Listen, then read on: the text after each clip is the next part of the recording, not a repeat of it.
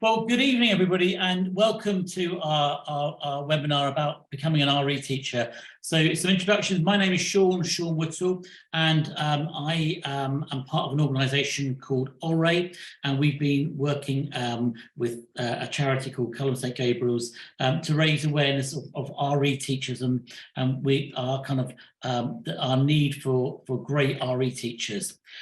Most of the time, I spend my time being an RE teacher, and for the last 29 years, I've been an RE teacher, and I was busy at school today teaching some A-level lessons and some Year 7 lessons and some Year 11 lessons. And I want to say to you, I like being an RE teacher, and I'm glad I'm an RE teacher, and I'm glad it's been my career. And over the next hour, we want to enthuse you about being an RE teacher, and we want to help you know some of the routes into teaching. There's going to be 3 parts of what we're doing tonight.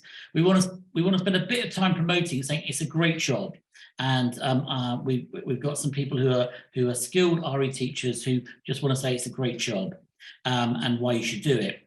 And then we want to kind of maybe explore do a bit of myth busting, but also make sure you know how to get into teaching. And then you'll have a chance, the third part, to talk to some people, those who are involved in training people to be RE teachers, whether that's in universities or in school-based routes. We'll explain that later on in our evening. So thanks very much. It will be 1 hour maximum, so it will be over by 8. So thank you for giving up your time. It's about why they want to be an RE teacher, why they are RE teachers. So there's 3 people who are going to be speaking. I'm going to be asking Karen and Rizwana and Chris to speak about their experience of being an RE teacher. So I'm going to hand over to Karen to begin. Okay, thank you very much, Sean. I'm Karen. I've been an RE teacher for 25 years, and I would still very much recommend becoming an RE teacher. I think I've got 3 main reasons when I kind of thought about it. The first is our subject. We have got the most exciting and relevant and inspiring subject. They say the devil's got the best tunes, and I think we have the best stories and characters and ideas in RE. We can draw on so many different disciplines and different cultures. There's just it's so rich and so vibrant, so you never ever get bored. So just today, an example for my day today, I've been doing business ethics with Year 12. I've been reading chapter 2 of the Bhagavad Gita with Year 7. As a way into learning about Hinduism. I've been reading Muhammad's final sermon with Year 8. I've been doing the Incarnation with Year 10 and working on debating skills with Year 11. So there's just so much going on, so much variety, so much diversity. The second reason is because it's such a privilege to engage young people with the subject, to challenge their thinking, to recognise their lived experience, to engage them with new worldviews and big and beautiful ideas.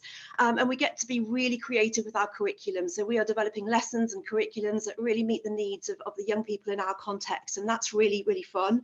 I think there's always a buzz around the RE department. And having been teaching for 25 years, I had students come back continually, have gone off to uni or whatever, and tell me what impact their RE has had. And that's fantastic. And the third reason is because of the RE community. I think we are particularly fortunate in RE, more so than other subjects. In my time as an RE teacher, I've done a Farmington Fellowship. I've completed a Culham St Gabriel's leadership programme. I've attended the Edge Hill Summer School. There's just so many opportunities and so many people out there to encourage and support you. And that's a really wonderful part of being an RE teacher. Thank you. Thank you. So you'd recommend it, Karen? Yes. Great. Thank you. Right. Rizwana, where are you? Hello. Hello, Riz. Shall I go? Yes, please. Okay, so I've been a teacher for about 20 years now, and one of the things that, well, some of the things that I would recommend about becoming an RE teacher is some of the things that you would get from just being a teacher. Like, kids are absolutely hilarious. They have quite a bad rap, I think, but they're absolutely hilarious to be around every single day. You do get to make a lasting difference. You see outcomes really quickly, so you see outcomes in their character, in their skills, in their understanding, in their outlook, in their love of learning, but also, especially as an RE teacher, you get to see outcomes in terms of them becoming more human, becoming more empathetic, becoming more self-reflective. You get to remind yourself of the big questions in life, as well as teach it to your students. I feel like I learn as much or more than a lot of my students. So whatever I give to them, I get back in bundles. I think teaching as a profession, you do get to be somewhat human, rather than being just a professional bod. So you get to be genuinely confused about things, you get to be genuinely in a bad mood sometimes, you get to be genuinely sad or bereaving, or having gone through something, and kids are really, really understanding of that most of the time. So I think you get to actually display yourself as a human, because you're trying to encourage them to be displaying themselves as human, especially in an RE classroom. And I think also you get to learn about yourself through your teaching. Not only do you have to know your subject really well, but you have to know it more so when you teach it, because the nature of RE is that you get to reflect on those concepts too. So, for example, in studying the significance of the Passover meal, you too get to reflect on ideas about freedom year on year, and actually they're different year on year. Every single time I teach the story of Moses, I get taken back to my, the time I spent in Sinai, in Egypt, and the feelings, they come rushing back. But also I get to see the whole story in a really different way. And the students that I teach, they sort of get you to focus on different things that maybe you've missed last time. So as a sort of reflective person, perhaps you don't have to be religious, or if you love philosophy, if you love ethics, if you love religion, then you get to see it through different lenses, different ideas through your students all the time. So I get a lot more probably than my students. Hopefully not. But thank you very much. So another recommendation there. And Chris. As we've already heard, I think teaching RE is such an amazing, diverse and exciting experience, and no day is ever the same. The chance to explore these ideas that we've already been hearing about with young people is such a privilege. I've taught RE for about 14 years now, but I've also taught other subjects during that time. I've taught some English and history. I teach some psychology at the moment, but I can easily say that for me, RE is the most rewarding to teach. Not only do we give young people the chance to explore the rich diversity of religious and non-religious faith traditions, to ponder these ethical and philosophical dilemmas, it's also the only subject where we open up the space for them to explore what it really means to be a human being in today's world. Teaching RE is a really deep and rigorous subject that aims to allow young people to consider ways of living and experiencing and interacting with the world. But more than that, it's about opening up a space for the young people we teach to begin to see the sort of future they want to go on and create. It has a huge role to play in the development of a young person's understanding of the world and the development of their vision for the future. We live in this amazing, diverse, plural society, yet with multiple challenges, including things like the climate crisis, war in Europe, increasing polarization in public life. And what could be more rewarding or more important than preparing young people to face these questions? I'd also like to add that being an RE teacher also offers amazing opportunities beyond the classroom, both for students and for us professionally. Apart from visiting some great local places of worship and getting to know the local community, hearing from diverse voices bringing their faith to life, I think some of my other highlights have been the chance to take students and hear the Dalai Lama speak, and giving them the opportunity to meet Laima Bowie, a Nobel Peace Prize winner, for her work fighting for women's rights in Liberia, as part of the Peace Jam event. Professionally, there's such a wide range, as Karen was saying, of opportunities, whether that's local network groups across the country, including National Association of Teachers of RE, and really importantly, all the things that are on offer through Culham St Gabriel's, whole range of training and funding opportunities. I think at the moment, it's a really exciting, but also a really important time to be teaching RE, and it's an incredibly rewarding experience personally as well. Thank you. So 3 recommendations from 3 people who've been teaching a long time. Now we're going to go to somebody who's brand new. She's only been teaching for 6 months. So Chrissy, could you tell us about how's the first 6 months of being an RE teacher? Hello, I am Chrissy. I am a religious education ECT at a fantastic school in Liverpool. I was trying to think of how to explain it to you, and everybody else has, of course, already echoed everything that makes it absolutely brilliant. I just thought I'd explain a little story of something that happened to me a couple of weeks ago that I think encapsulates how brilliant the subject is with the impact you make on the young people, and it's why we all do it. So in my classroom a couple of weeks ago, one of my year 9s comes running into me dead quick, and she's like, "Miss, I've got something for you." And I was like, "Okay." She was like, "I just need to go wash my hands, and I'm gonna get it ready for you." I was like, "Okay." So she comes into my room, and her family are from India, and she brought me back a Saraswati statue from India, which she's a goddess of many things, but one of them is education. And she explained to me that she did a blessing. She explained the ritual to me, how it all works. At the end, she said to me, "Miss, I know you're not religious, and I know that you're not Hindu, but if you speak to her, she'll bless your classroom. And if you do a little prayer for you, she'll look after you." And I just feel like that story is just my favorite thing that's happened to me so far, because, you know, it literally broke my heart, because it was just so lovely of them to even think about me. And it's not about the gift. It's the fact that I got a mini RE lesson from a 14-year-old. They thought of me, and they just loved RE so much that she just was so excited to show me it. And I just feel like that just explains how brilliant the career is, and just the impact you can make on the students.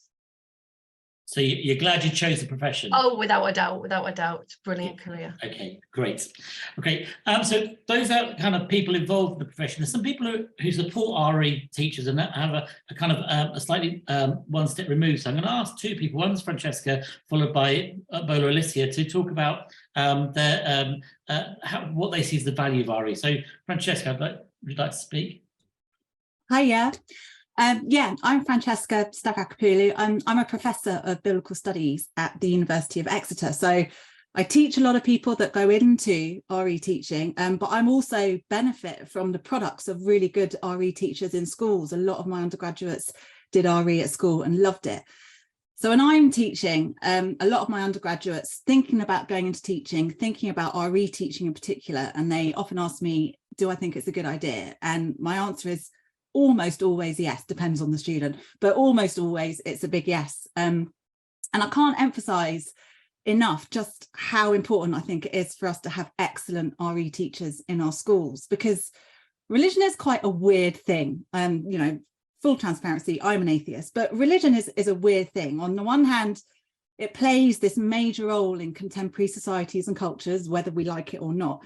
So in that sense, religion and religious differences are a really important part of our public collective life, whether explicitly, like in the US, in the political scene over there, or kind of more implicitly, for example, the pomp and ceremony of national life in the UK, you know, think about the Queen's funeral, for example. So that's on the one hand, but on the other, here in the UK, it seems to me that discussions and debates about religion are often shunted off into corners. As a society, we don't really talk about religion publicly. Religion and atheism are both seen as something private, something that's tied up with an individual's personal life.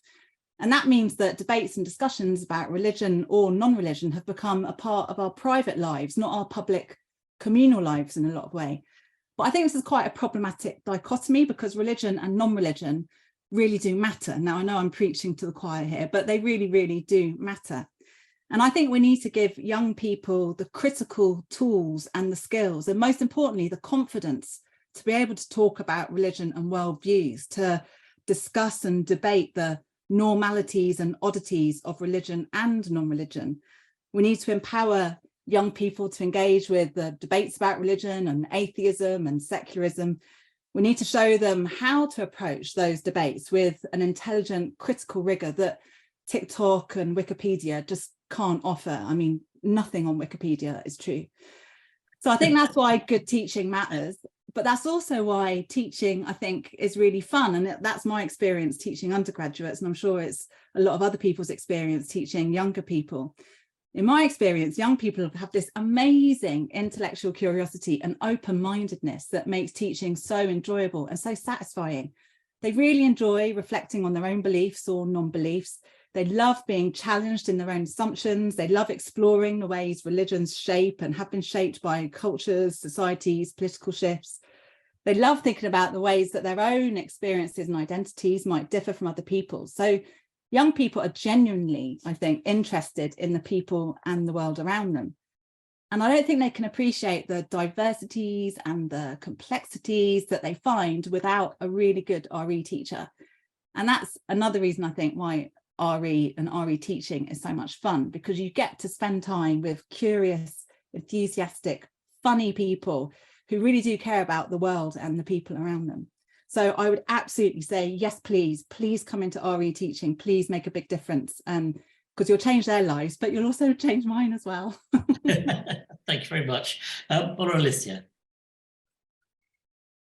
Evening, everyone. My name's Bola Alicia, and I'm the National Education Lead for Racial Justice for the Church of England, and also lead on RE for SEPL. And I'm really delighted to talk to you this evening about the importance of having teachers from diverse backgrounds in RE. And, it's important to remember, diversity in the classroom is not only about skin colour or ethnicity, but also about different life experiences, beliefs, and values.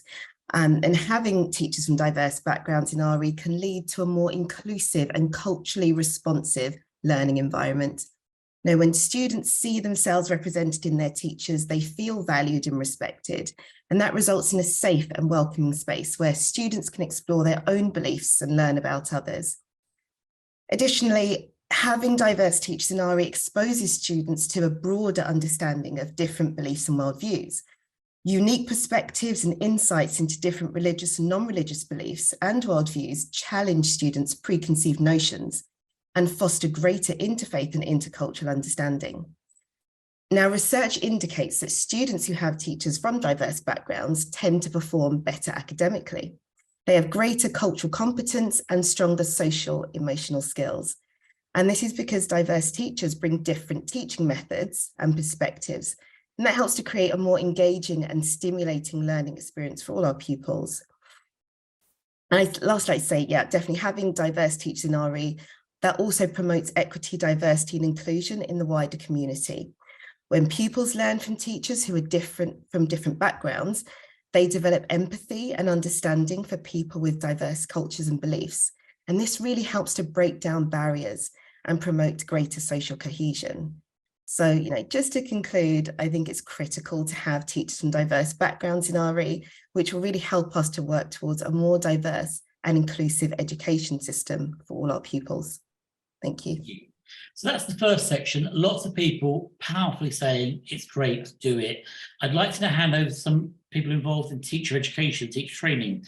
So I'm going to first of all my colleague, Paul Smalley from Edge Hill, who's going to do some myth busting for a few minutes. So Paul. Hello, yes. So I'm Paul Smalley from Edge Hill University, and I've been training RE teachers rather scarily since 2006. So I've seen a few. And what I'm going to outline in the next couple of minutes is 7 different myths, and I'm going to bust them all about what it takes or who can be an RE teacher. And the first myth is that it's a job just for Christians, and absolutely no. I mean, maybe in the past, maybe back in the 1940s, then yes, it was simply for Christians, but absolutely not the case anymore. I would say, and I'd be fairly confident to say, that since 2006, the majority of people that I've trained to be RE teachers are not Christians. So myth number 2 is, well, if it's not just for Christians, maybe it's just for the religious folk. And again, absolutely no. Many of the people I've trained have been atheist, they've been agnostic, they've been unsure, they've been all sorts of people. Now, personally, I'd quite like to see a few more Hindu, Sikh, Buddhist, whatever RE teachers. But that's really just a way of trying to express that diversity that Bola Alicia was talking about. Myth number 3 is, well, it might not be for the religious folk, but it's just for the theologians, people who've done a degree in theology. Absolutely not. Yes, people with theology degrees often make really good RE teachers. People with religious studies degrees do too. But so do people with philosophy backgrounds, sociology, criminology, politics, psychology, history. In fact, probably the most unusual degree that someone had before coming and doing a PGCE with us was a degree in leisure centre management. That person became an outstandingly brilliant RE teacher. And one thing that is available, if you've got a degree that is, I was going to say irrelevant, but maybe not relevant immediately to being an RE teacher, then there are subject knowledge enhancement courses, short courses you can do before a postgraduate degree. So myth number 4 is, yes, but you definitely need a degree, don't you? Well, you do by the time you enter the teaching profession, but not maybe before you start. There are, and it's harder to find them, there's fewer of them, there are courses that are 3-year QTS degrees. You do a degree and learn how to be a teacher at the same time. And even if you are someone who's not got A-levels, it's possible to do an Access to HE course and then get on a degree and then become an RE teacher. Honestly, wherever you are at in your educational qualifications, there's a route for you to becoming an RE teacher. Myth number, I think I'm up to 5, is you need loads of experience. Well, experience is great, but actually you don't need it. And the experience you have, if you come and apply for a course and talk about an interview, maybe being a swimming teacher, a dance teacher, a football, netball coach, a youth leader. You might have at some point helped out with people lower down in the school, or you've volunteered to do a bit. But actually, even if you come for interview going, I haven't been able to do any of that, then you might still be a really good RE teacher. What is really important is not the experience you've already got, but I would say it's about passion for the subject of RE and passion for helping pupils learn and develop and grow. A passion for understanding the way that secular religious ways of being use questions and stories and narratives and symbols and all sorts of things to try and make sense of the world in history and in contemporary society. If you are that passionate person, you might be the next great RE teacher. Which sort of flies in the face of myth number 6, that, well, actually, anyone can teach RE. You don't need any qualification, really. Again, no, no, no. This goes along with the other myth that there's actually no wrong answers in RE. Well, there are. It is a fact that Muslims look to Muhammad as the final prophet. If you get the name wrong, you've got it wrong. There's actually a complex body of knowledge, of multidisciplinary knowledge that underpins the subject. And yes, it takes time to become an expert in all these areas of substantive and disciplinary and ways of knowing and personal knowledge. With help, you can get there. Myth number 7 is that actually RE is a dying subject. It's not worth training for. Utterly no. My trainees this year are getting jobs quicker than ever before. Last year, I had a trainee who was offered the job, interviewed and offered the job before the closing date because the school was desperate. They wanted to make sure they had someone good. So it's a vibrant, it's an exciting, it's a subject that lots of people have potential to be really good at. And maybe you are that next person. Thank you very much. So I'm going to hand over to some other colleagues now who are going to tell you about the routes into becoming an RE teacher. So I'm going to hand over to my colleague, Dr. Heather. Oh yeah, I'm Dr. Heather. Okay, so let me just share my screen. I'm just going to, the reason I'm using a PowerPoint is just because it's slightly easier, because it's a bit kind of complex in a sense. So there's many different kind of routes into teacher training, and like none of us are here really to kind of advocate one over the other necessarily. So what my job is just to explain what the different routes are, and just give you an idea. So if you decided to be a teacher, you have the blue route, which is what we call HEI, which is higher education institutions. So that's your universities. So I work with Paul at Edge Hill, and there's all sorts of other HEI representatives on this webinar as well. And you can either do an undergraduate course, which is like in a sense of you apply as you would to a normal undergraduate course through UCAS, and that can it's usually 3 years, but there is accelerated routes that you can go in for 2 years depending on your experience as well. So that's your undergraduate route. But if you've already got your degree, and you're really keen, then the PGCE, the postgraduate route, is another way that the university support teacher training. That's a year. We say it's a year, but actually it works out about 10 months. And I'll kind of give you the more details about those in a second. But then you have something called school-led or provider-led routes, and that's in the yellow. So you've got something called Teach First, Schools Direct, and you get kind of your skits and your kind of school-centered ITE. So these are the kind of main routes into teaching. You'll need a degree to do any of these apart from the undergraduate route. You do need an existing degree, but it doesn't necessarily, as Paul has said, it doesn't need to be in theology, doesn't need to be in Islamic studies. I'm from a sociology background. We have a wide range of people coming into teacher training, and it all leads to that nice dark green bit at the bottom, which is the qualified teacher status, which is what you're aiming for, basically.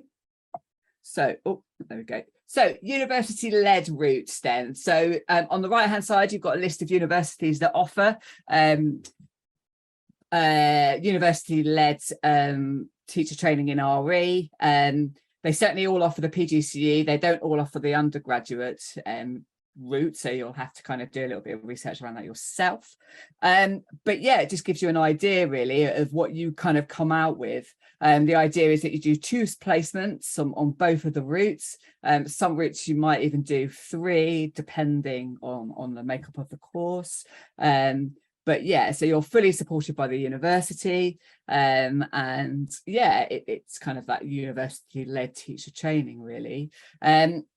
If you go kind of the postgraduate route, the idea is that you get your master's level credits as well, which you can then use towards an MA. And then the undergraduate route, obviously you get your BEd or your BA or BSc, but the QTS on top of that as well. So yeah, that kind of gives you a bit of an overview of the university-led. My role as a university lead RE lead is to give you the best possible start in the kind of RE world. So we spent a lot of time initially talking about RE, how to teach RE, a lot of theoretical stuff around RE, and then once you're in school, I'm very much supporting you within school, working with your mentor, and just giving you kind of that best start. And all of my colleagues on the call will be in the same boat. And then you get the school or provider led. And I won't kind of go through these like in any great detail because that we have kind of short on time and that kind of thing. But you've got kind of schools direct. There is apprenticeships. There's Teach First. There's straight to teaching. There is a number of different routes. And there's loads of information. Obviously, Google's your best friend. So just kind of Google these if you're interested in any. But yeah, again, you're fully supported in school. Some of them you may well be paid as you start training, which can be an advantage for some people, but there is kind of potentially a higher criteria of kind of subject knowledge and that kind of stuff going into maybe the school provider led routes, but yeah, that kind of just breaks it down for you. And again, yeah, I just wanted to kind of, show you kind of on the left hand side, just kind of some more information. So, and I know this is being recorded, so you'll be able to kind of find this information out. And what I will do actually is I'll put the link to this PowerPoint in the chat so that anyone can access it. I don't have no problem with you kind of doing that at all. And so lastly then, how do you apply? You decided you want to go a particular route. If you want to go an undergraduate route, you apply for UCAS as you would if you were going to do kind of an English degree. Okay, that's the same kind of process. If you want to go a postgraduate route, you apply now through the DfE, through the government, unless you're in Scotland, Wales and Northern Ireland, and then there's a different application. But yeah, so you have to go through the DfE, and these are hyperlinked, so you can click on them and get through to the relevant pages. And as I say, I'll share that in the chat so you can kind of have a look at that as well. So very much a whistle-stop tour of Routes into Teacher Training, but hopefully kind of helpful. So I'll hand back to you, Sean. Thank you very much. Great. So for a couple of minutes, you're going to hear a bit more about these two main routes. So first of all, my colleague Alexis, who's from the Institute of Education London, UCL. Thanks very much, Sean, and colleagues as well. I'll just share my screen as well. So I'm just going to go into a little bit more detail about the PGCE route, which is the Postgraduate Certificate in Education. I'm based at UCL, and I'll be in a room with the other providers in the southeast Greater London area in a breakout room discussing our courses, which are all quite similar. So I'm just going to give an overview of all the courses as well in the PGCE route. So as Heather explained, gives you qualified teacher status, it's university based, and it's really grounded in the partnerships between school and university. Now I'm going to show you a bit of a timeline because people are often curious about what it looks like, and I'll explain what all this means. But while you're looking perhaps and listening, people are very concerned about money, understandably at the moment. So just to make it clear, as Deborah said in the chat, the subject knowledge enhancement course that Paul mentioned is funded. So if you were to apply now and you want to do a subject knowledge enhancement course, you can be given a conditional place, and the condition being that you complete that course and it is funded. On memory, it's pretty good funding, so worth doing, worth looking into. It's all on the DfE website as well. Do get in touch with us if you want more knowledge about that. This is what the year looks like, as Heather briefly said, is 9 months. And I'll tell you that people start getting jobs any time from September, really. I'd say about half my cohort now have jobs. And you have the choice of, you might have the choice of finding a job that starts as soon as you finish the course, that takes you all the way through the summer. So that means you're paid through the summer, or you might want to start in September and sort of have a free summer. So just the finances. So we have lots of time in university. This is really important to get to really gel as a cohort, because you're a real resource for each other. We go on lots of visits together. I'll go into detail on that in a moment. You have one placement, you have a subject mentor, and you're also put into a department, and you build up towards 10 hours a week approximately, starting with small exercises, activities, until you have full lessons that you're teaching, planning and reflecting on. You're also part of a department too, so you have lots of voices to sort of reflect on your lessons with, and it's very much a co-construction of your development. It's not just sort of one person making judgments. There's also, as been mentioned, this MA assignment, but you're given lots and lots of work, lots and lots of support for that, lots of examples, lots of tutorial support, because some people are quite nervous about that and don't necessarily want to do an MA at this stage in their life. So it's a case of sort of getting through that bit. Others might be more interested in going down that route, and it leads on to further study. But at the end, you'll have essentially a third of an MA. So just to sum up quickly, it's about a community of practice on the PGCE. You're learning, you're studying together, you're reflecting on this subject. so that you will one day be convincing parents to let their children take RE GCSE because they love your subject so much, but you need to know about it, you need to know its history. You're sharing resources as a group, experience, expertise, commitments, politics, interests, backgrounds, etc. Visits together, interest, commitment, as I said, networks and research are very much a part of university life, from RE teachers, alumni who are coming and visiting, but also scholars and connections with organisations from Amnesty to the Sikh Super Kitchen, who are all connected and really important partners in teaching RE. And we in university have strong links with local schools, and you're given 2 contrasting schools on your course. Thank you. Thank you, Alexis. Well done. Okay, so I'd like to hand over my colleague Nikki McGee, who will tell you about school-based training and in her MAT. Nikki McGee, and I'm the Trust Lead for Inspiration Trust in Norfolk for Religion and Philosophy. And I trained in the 90s with some people on this call. I'll spare their blushes so no one knows how old all of us are.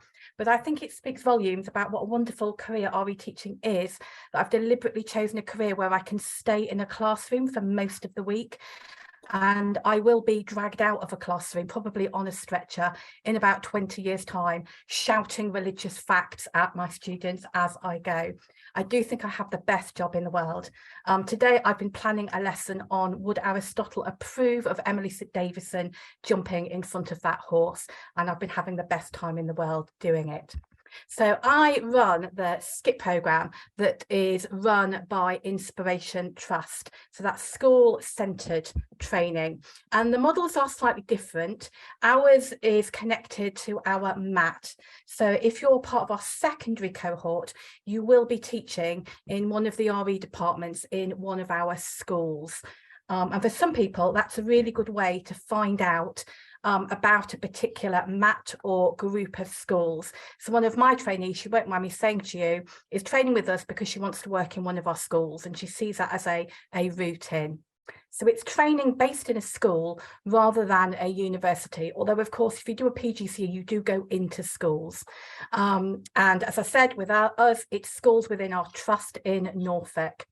I want to echo what Paul said earlier about the breadth of experience that we look for. So initially, we're looking for candidates that match our disciplinary curriculum. So theology, RS, social sciences, that could be sociology. One of ours at the moment has got a degree in something like social policy or philosophy, sometimes a historian as well, but we consider each application on its merit, and sort of your enthusiasm at interview is just as important.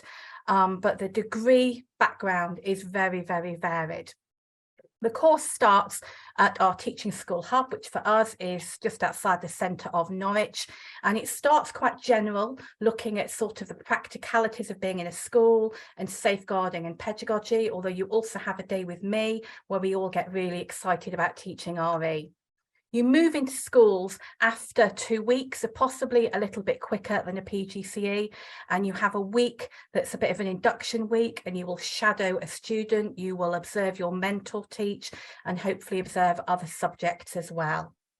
Our mentors are really well trained because there's lots of evidence that it's the mentor that has a huge impact. So they have regular training and they're all RE specialists and usually head of department or someone who's very, very experienced. I'm a mentor myself on my own course. The timetable gradually builds as the trainee feels comfortable, and we can kind of build up lessons and then withdraw if perhaps we feel like you need a little bit more planning time or support. And we start with what we call episodes, that's little bits of lessons. So it might be you're just practicing, getting them in the room, doing the register. And then the next time you might get them in the room, do the register and maybe do the initial task. And it gradually builds to full lessons. So it might be that by Christmas you're doing 4 to 7 full lessons, but there isn't one exact number. It does very much depend on the trainee. At the end, they could be teaching 10 to 14 lessons a week, but again, it's very much dependent on the trainee. Often skip cohorts, or certainly the one I work in, is quite small, and so it's very much tailored to the individuals on our course. And you're always being observed, always being encouraged to reflect, discuss your week and your lessons, what's gone well, how you feel, and regular feedback. So even at the end, when you're teaching possibly 10 to 14 lessons, you're not just dumped in a room with a load of year 9s Friday afternoon. In addition, we have regular sessions back at our teaching school hub. So in term 1, that's every Friday is RE secondary day. If you follow me on Twitter, I usually tweet what we've been up to because I love doing it so much. And in the morning, it tends to be subject knowledge based. And because you will be teaching in our MAT, that's tailored to our curriculum. But it would be useful if you weren't employed in our MAT afterwards. And then in the afternoon, this is the word I struggle to say, we do stuff that's related to pedagogy. See, I struggle to say it. And usually we use the subject knowledge from the morning in the afternoon sessions. You will very much be part of a department. So my skip trainee that I mentor feels like a member of our department.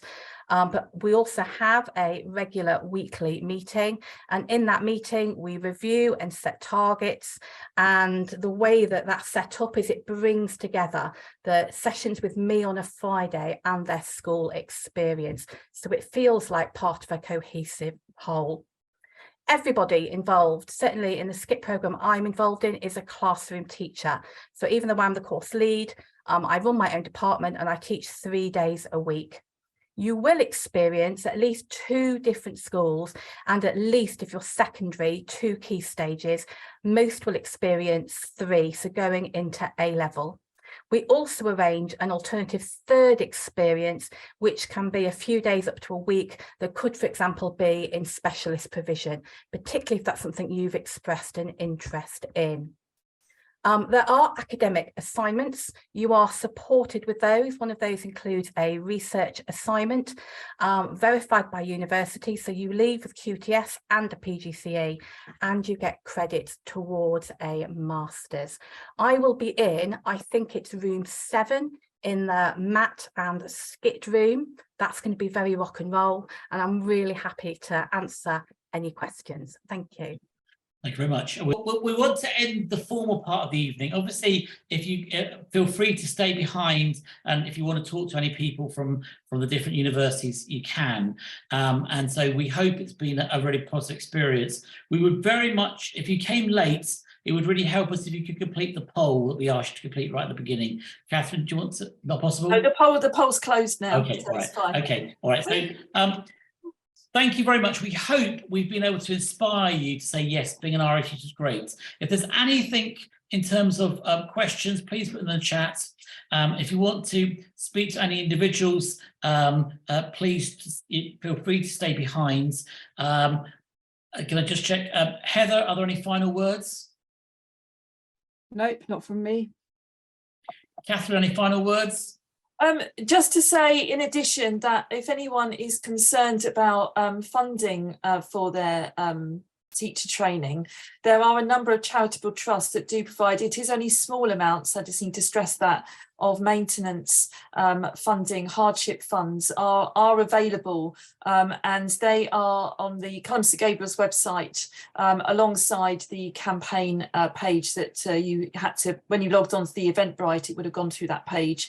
So that's all there as well. Just say people are putting their contact details in the chat for particular institutions, and Nikki's put hers in there for Inspiration Trust if you're interested in that school census initial teacher training route as well. So if you just want to hang on for a sec, maybe the one that you're interested in will come up too.